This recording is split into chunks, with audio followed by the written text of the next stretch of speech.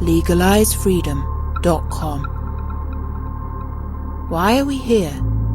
Where do we come from? Where are we going? From the nature of reality to the future of humanity. Listen without limits. Unchain your brain. Change your thinking. Change your life. legalizefreedom.com.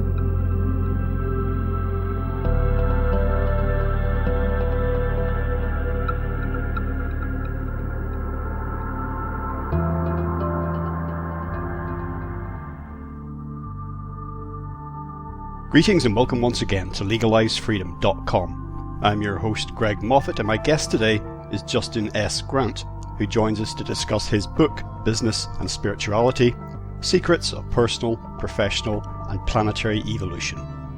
History shows us that the status quo is likely to be overturned when it no longer serves the greater good.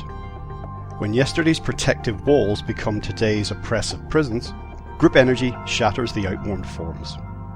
These inefficient and violent swings of boom and bust, oppression and revolution might be prevented entirely through a wiser approach. As the inner life of humanity intensifies, acceleration occurs throughout society, as above, so below, as within, so without. This cause and effect relationship is likewise expressed as the illumination of our collective psyche, leading to increased light and electrical radiance in the material world. While the dangers of this progression are very real, so too are the opportunities. Despite the outer chaos and confusion that is demonstrated on a global scale, is there a divine plan for our planet? Hello and welcome, Justin. Thank you so much for joining us today on legalizefreedom.com. Thank you, Greg. Excited to be here. Justin, today we're going to talk about your new book that's entitled Business and Spirituality, Secrets of Personal, Professional and Planetary Evolution. Before we dive into that, just tell listeners a little bit about your background and your work in general. Yeah, thank you. So my name is Justin S. Grant, and I'm a native of Southern California. And since my early adulthood, I became enthralled with spiritual topics and comparative religion and devotional music, and also began doing an IT consultancy business. So as the decades have gone by, I have continued to grow and learn in both these capacities. And I, in the past few years, went to received a master's degree from the University of Philosophical Research here in Los Angeles, and in transformational psychology, which is spiritual psychology and psychology that is meant towards being evolutionary and transformational. And so I wove these themes all together into the book, Business and Spirituality. And the book the title of the book has dual meaning, in that it's both business refers to whatever we're busy with all day long, whether we're a teacher or a student or an executive or an entrepreneur. And then business also obviously means corporations, and companies that are such important entities on this planet right now. And then spirituality is what religions are meant to share with all of us and teach us. And it's unitive, meaning there's no particular religion that's favored in this, so that it's meant to preach and be practical for anyone who wants to blend their material busyness life with their eternal spiritual life. So, yeah, in a nutshell, that's where I'm coming from and what the book is about. Now, there's various sections in your typical bookstore that you can go to find books on business, books on success, and also books on marrying public and personal life and ways to integrate them better, and inspirational books for businessmen and women, motivational books on not just personal but professional. However, as you mention in your own book, that many of these have a tendency to preach to the choir. People, the same sorts of people are buying the same sorts of books and buying the same sorts of courses. So the scope of your book is nothing if not vast, but I think you're really wanting to reach out beyond the usual audience for these sorts of things. And straight away, I hear myself saying these sorts of things, and your book is a bit different. But I think you're trying to broaden this out, the scope of this, aren't you? Yeah, indeed. So, I mean, there are a lot of wonderful books on strictly business, and there are a lot of wonderful books on religion and spirituality. And there are some books that try to merge them together in the way of manifesting prosperity in your life through spiritual visualization.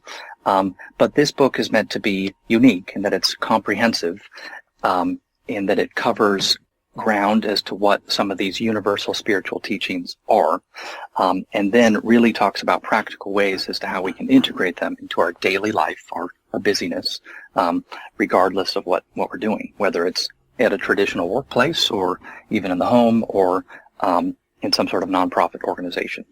So, yeah, I do think it's unique, and it is comprehensive in scope, as I mentioned, and you alluded to. So I think it's something that many people can benefit from if they're open to the energetic universe and the ways of spirituality that religions have been trying to share with us down through the ages. Well, it's interesting. I was reminded reading your book of Napoleon Hill's Think and Grow Rich, which is perhaps the foundational text really for, motivational books in terms of personal success. But that book, although there's some parts of it were redacted in later printings, if you get a fully restored copy of it now, Napoleon Hill and the industrialists and business people that he interviewed, generally they don't deny or eschew the spiritual and non-material dimensions of life and business. You know, they have pointed to their success in incorporating some of this and being a multi-dimensional personality. Yeah. So it's interesting that's there, that material is in a book like that, but that so much of it got lost along the way, throughout the 20th century as, industry gained traction and business boomed. And, definitely a very important dimension got lost. And of course, that a lot of people didn't realize that was actually key to personal and business success. Right. Fascinating. I didn't know that about that book. So certainly that book is a classic. And, to answer your question, what I think is interesting is that we're all a product of our place and time to a certain extent. And growing up in the so-called Western culture, we have in very many ways a secular society. But if we travel the world, and even if we just experience, non-Westernized people in our home city, I think it's rather, we're in the minority having this secularized world. And in other parts of the country and other throughout the world, there's not so much separation between business and spirituality, as it were. So, now, there are many benefits to having a secular world, especially that people can come together in a workplace and not really have to have conflict over their varying beliefs.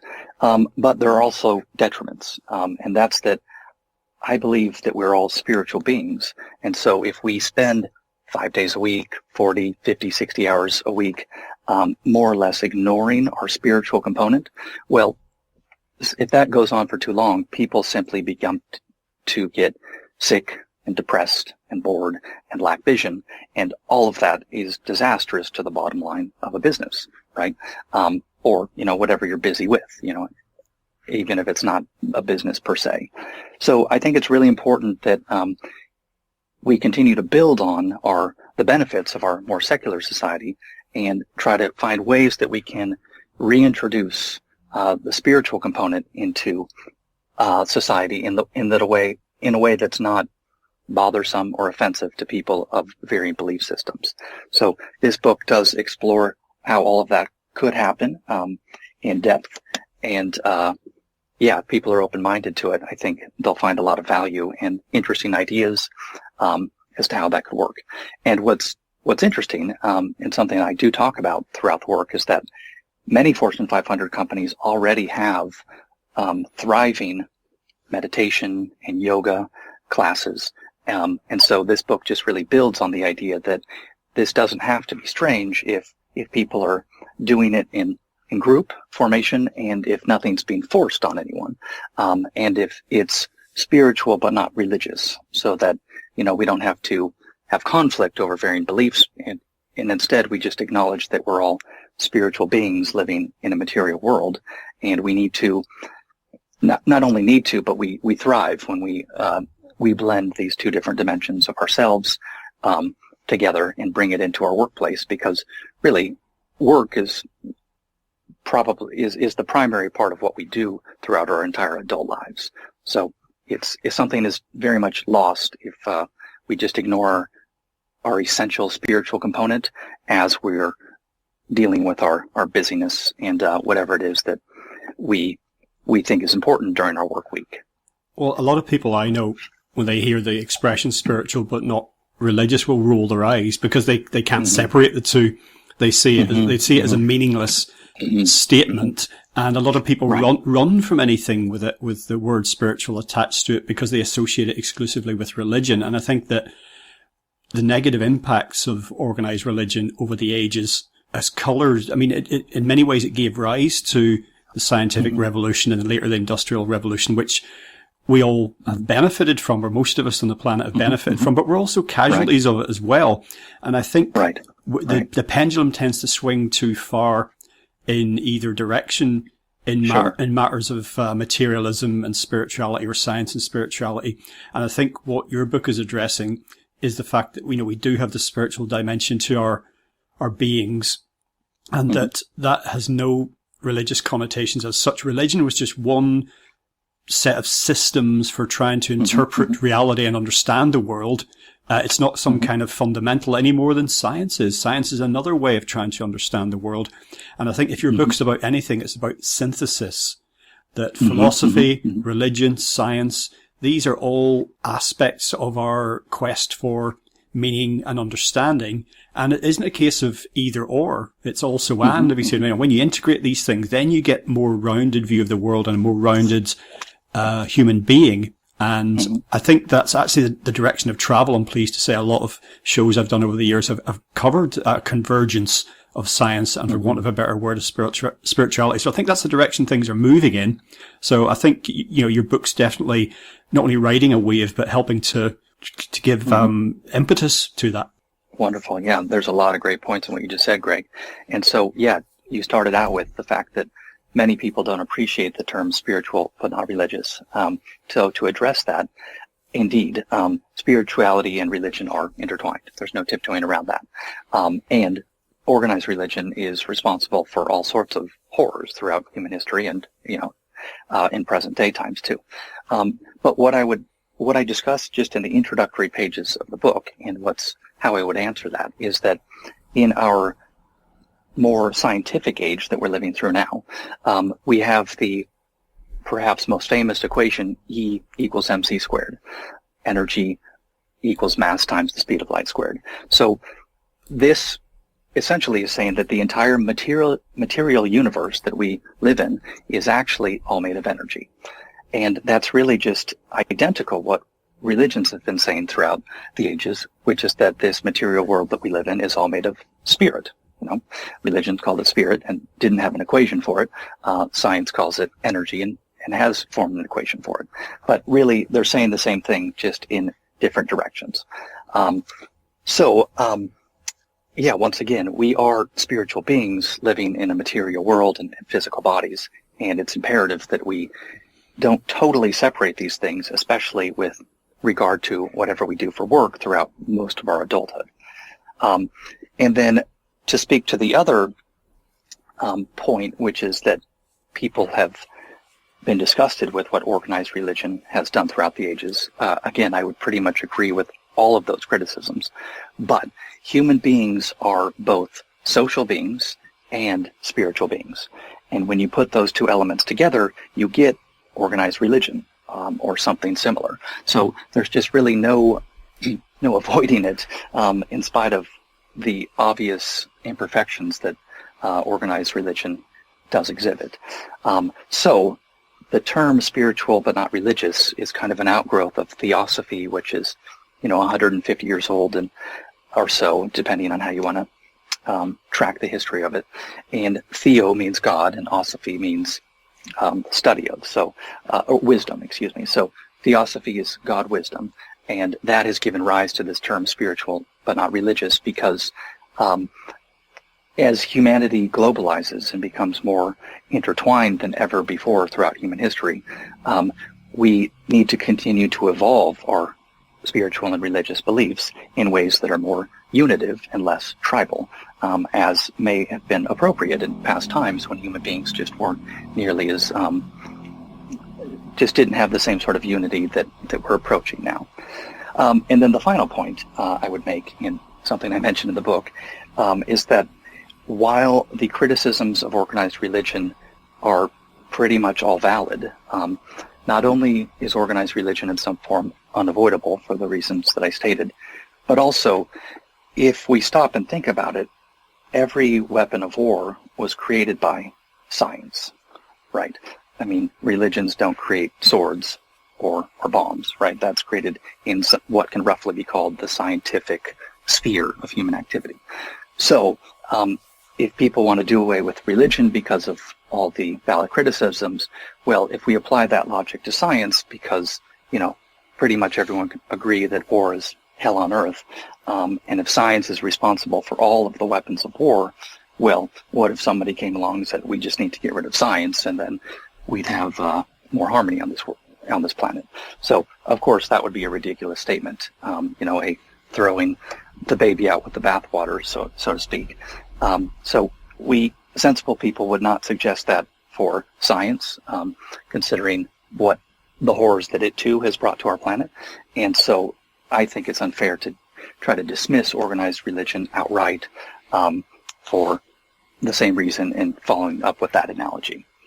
Well, you alluded to that just now, but you mentioned in the book that humankind, had science before it had religion, right. And it's interesting. Right. If you, for some people, that sounds kind of counterintuitive, because thinking back to the early days of humans, we think of them living in a mystical state and not understanding their environment and praying to gods. But prior to that, there was just the animal needs. The Maslow's hierarchy. There was just the quest for food, the quest for shelter, the quest for fire.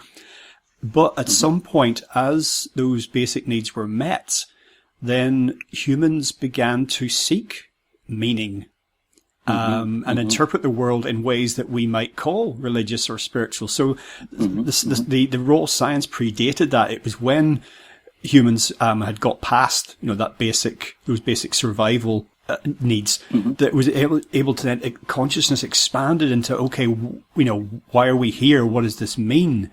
What are we part of? So, and those questions inform science to this day. A lot of people don't acknowledge that the sort of the mystical dimension of science, because at the end of the day, religion, science, philosophy, they're all quests for the same thing, meaning and purpose. Truth and truth, yeah.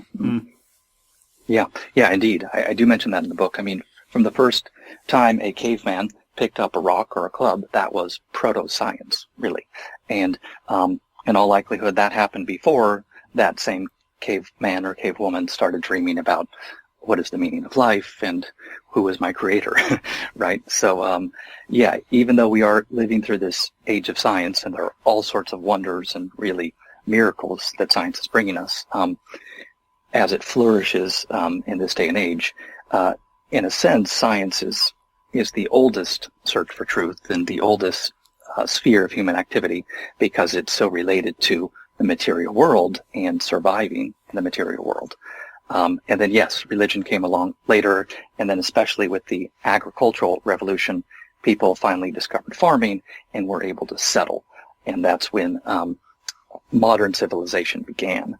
And things like patriarchy and organized religion and philosophies really flourished and began to grow and then began to flourish, because it just really wasn't possible before farming and settling for human beings to organize any aspect of their life, because they were just wandering hunter-gatherers for the most part, and looking to survive another day and not really having the space or capacity for these higher levels of human activity and deeper levels of spiritual thought. Well, thinking about the Jacob's ladder analogy that you mentioned in the book, sort of like the evolution or the ascension of consciousness, Obviously, there are things along the way that humanity has explored or stumbled upon that probably should be or have been kind of abandoned. Okay, that didn't work. But the whole point is it's like, our life pattern. We make mistakes and we learn from them, but there are things that we carry with us all our lives, dimensions of our personality. We don't constantly keep forgetting where we've been and who we are.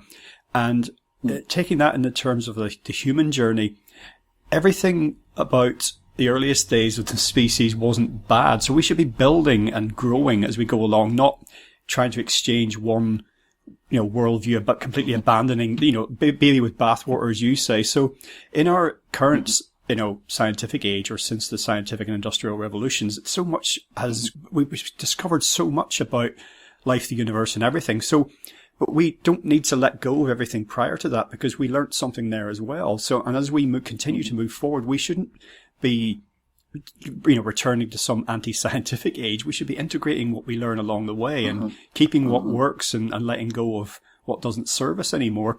And I think at the minute that may be beginning to change, but at the minute we've got ourselves into a bit of an era of what some people call scientism, which is an over-reliance or, on the ability of a science to guide us and have the answers. But we're increasingly finding that that's not providing us with the answers that we seek, or it's providing partial answers. And one of the most interesting things about cutting edge science, of course, is what that's beginning to tell us. And that's, some people are kind of trying to avoid the implications of quantum science, for example, because it's suggesting some things that are, on the face of it, anti-scientific. They're not, of course, but it's just, they're not, it's a new science, as it were. Mm-hmm. Yeah, that's fascinating. Yeah, I've heard that Albert Einstein went to his grave despising quantum physics because it just didn't fit either the material universe idea or even his energetic universe idea, because it's just so irrational and in so many ways. So, and I've also heard people say, if you think you understand quantum physics, you don't understand quantum physics. So I didn't touch the term or the subject in my book, but instead I use a similar related scientific explanation that merges spirituality and science, which is this also mysterious concept of the bulk of the universe being made up of dark energy and dark matter. So I don't know how that relates to quantum physics or if it does at all, but the point is they're both leading ways of scientific thought that are approaching things that are very much in harmony with what religions have been teaching throughout the ages. So you opened your comment with Jacob's ladder, and that relates to his dream, which is symbolical of a ladder that stretches from earth to heaven, or in other words, from the material dimension to the spiritual dimension. And in all religions, they talk about the number 7 and the rainbow. And so if we study all-important light, we see that unitary white light splits into trinity, red, green, and blue light, which incidentally are what the pixels on all of the computer and device screens that we look at all day long are made of. They're all firing combinations of red, green, and blue light to get any color. And then finally, this unitary light, which can split into a trinity, can also be split into rainbow, a 7. So Jacob's ladder relates because we can also think of the universe itself, and then by relationship, humans themselves as being able to be viewed as a unity, one human, or as a trinity, which could be a person, a evolving soul, and an eternal spirit, or is even a 7-fold human being with these 7 different dimensions ranging, again, from the lower physical nature to the intermediary mental and soul nature, and then ultimately to a spiritual, eternal life aspect nature. So, yeah, all of this relates together and is discussed in the book, and the point is it's really, as religion and science continue to evolve, they can find more and more points of commonality. And then it's fair for both of them to acknowledge that what was believed 10,000 years ago or even 20 years ago has been disproven and needs to be let go of. Now, science generally is not attached to the idea that it is eternal and from God. And so science can evolve more easily, perhaps, than religion with its scriptures that may be hundreds or even thousands of years old. But religion simply needs to evolve or it will die. And it may seem unthinkable that some of these massive religious movements that exist today could ever go away, but actually, depending on how you want to count it, I mean, humanity's seen over 100,000 religions come and go throughout our history, and some of those were major religions, like, the ancient Egyptian civilization and its religions were amongst the greatest, and also the Greco-Roman traditions were omnipresent and omnipotent in their era, but for various reasons they dissolved. So the same can and will happen to organized religions if they don't evolve, because the people and the science will move on without them. And all of this ties back into the theme of the book, which, again, by the law of analogy, businesses need to continue to evolve as well, or else they will simply die. So it's all intertwined, and it's all fascinating.